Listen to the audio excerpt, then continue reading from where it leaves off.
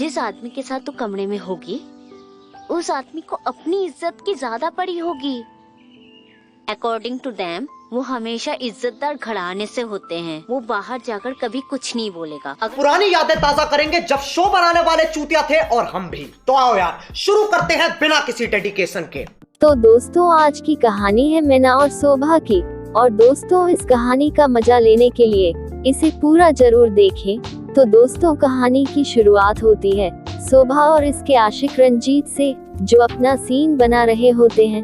तभी उनके घर में मोंटू के गुंडे घुस आते हैं और रंजीत को मारने लगते हैं और शोभा को कहते हैं कि तेरे आशिक रंजीत ने हमसे 25% ब्याज पर 1 लाख रुपए उधार लिए हैं और यह भी कहते हैं कि ये 6 महीने से हमारे पैसे नहीं दे रहा है, इसीलिए हम इसे पीट रहे हैं।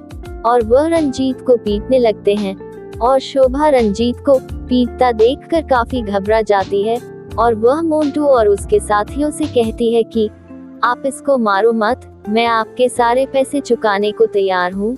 ये सुनकर मोंटू शोभा से कहता है कि मैं तुम्हें 10 दिन की मोहलत देता हूँ, अगर मुझे 10 दिन बाद मुझे पैसे नहीं मिले तो मैं तुम दोनों के हाथ पैर तोड़ दूंगा। और यह कहकर वह वहाँ से चले जाते हैं और उनके चले जाने के बाद रंजीत और शोभा के बीच लड़ाई होना शुरू हो जाती है। तब रंजीत शोभा से कहता है कि पिछले 3 सालों से मेरे पास काम नहीं है और मेरे पिताजी ने मुझे घर से निकाल दिया है और साथ ही मुझे तुमसे पैसा मांगना अच्छा नहीं लगता है और मुझे पैसों की काफी जरूरत थी, इसलिए मैंने उन गुंडों से 1 लाख रुपए उधार लिया है और मुझे लगा था कि मैं जल्दी से चुका दूंगा। ये सुनकर शोभा कहती है कि हमें इस मुसीबत का कोई उपाय निकालना होगा ताकि हम इनके पैसे चुका सके। और इसके बाद हमें मैना को दिखाया जाता है जो एक कॉल गर्ल होती है और वो अपने कस्टमर के साथ होती है और यहाँ पर हमें इन दोनों का सीन देखने को भी मिलता है।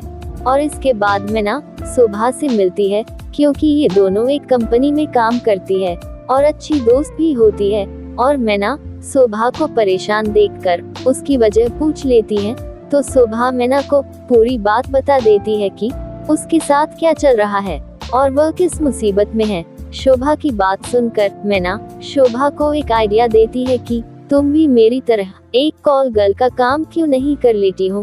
क्या बात है सर, क्या बात है सर, क्या बात, ये बात है।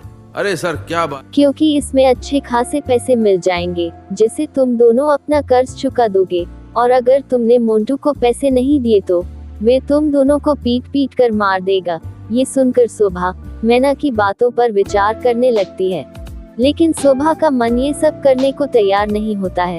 फिर भी मैना शोभा का हाथ पकड़कर उसको अपने कस्टमर के पास ले जाती है और वो शोभा को सब कुछ सीखने के लिए कहती होती है और मैना शोभा के सामने अपने कस्टमर के साथ लग जाती है। यानी यहाँ पर आपको एक बढ़िया सा सीन देखने को मिलता है और वहाँ बैठकर शोभा ये सब देख रही होती है और साथ में ही सीख रही होती है।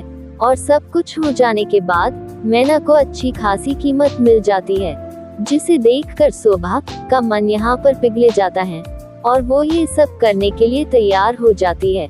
और उसके बाद हमको कहानी में शोभा के पास बहुत सारे पैसे दिखाते हैं और वो ये पैसे ले जाकर रंजीत को दे देती है और रंजीत ये पैसे देखकर चौंक जाता है और शोभा से पूछता है कि ये सब पैसे तुम्हारे पास कहाँ से आए।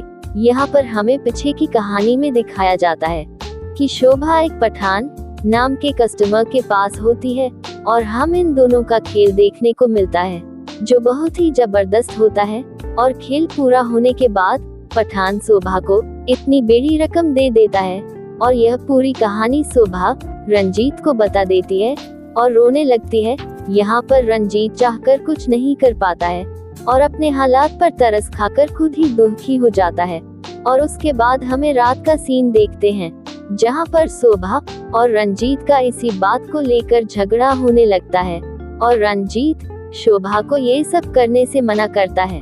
तब शोभा रंजीत को समझाते हुए कहती है कि तुमने जो पैसे लिए हैं वो तो चुकाने ही पड़ेंगे, इसीलिए हमारे पास अब कोई और रास्ता नहीं है।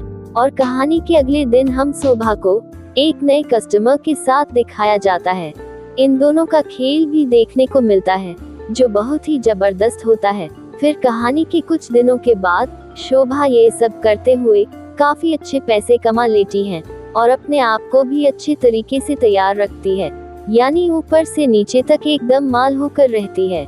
और वो जब मैना से मिलती है तो मैना उसको देखती रह जाती है और ये दोनों मिलकर एक दूसरे का हाल पूछने लगती है और बातें करने लगती है। तब शोभा मैना को कहती है कि बस थोड़ा ही कर्जा बाकी है और पूरा कर्जा उतरने के बाद मैं और रंजीत यहाँ से चले जाएंगे और मैं ये सब छोड़कर रंजीत के साथ शादी कर लूंगी। और कहानी के आगे जब शोभा घर पहुँचती है तो रंजीत शोभा के हाथ में नया फोन देखकर पूछ लेता है कि ये फोन किसका है। तब शोभा रंजीत को समझाने लगती है कि ये फोन मेरे कस्टमर का है, लेकिन रंजीत यह सब मानने के लिए तैयार नहीं होता है और इसी बात को लेकर इन दोनों में काफी बहस छिड़ जाती है। तभी उसी फोन पर शोभा को एक कस्टमर का फोन आता है तो रंजीत बात करने लगता है। यहाँ पर हमें पता चलता है कि शोभा के पास जितने भी नए कस्टमर आते हैं उनको रंजीत ही मैनेज करता है।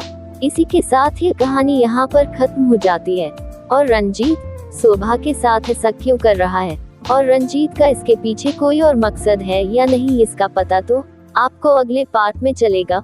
और अगला पार्ट देखने के लिए वीडियो को लाइक कीजिए और ऐसी ही कहानियाँ सुनने के लिए हमारे चैनल को सब्सक्राइब कीजिए। धन्यवाद। अब अगर तुम लोग नए हो तो सब्सक्राइब करो, वो जो लाल वाला बटन है उसके साथ स्कैम करो या फिर महफिल जमाओ, मुझे नहीं पता, बस क्लिक हो जाना चाहिए। अब मैं भी जा रहा हूं, मुझे पार्क में स्टंट्स मारने जाना है। बाय।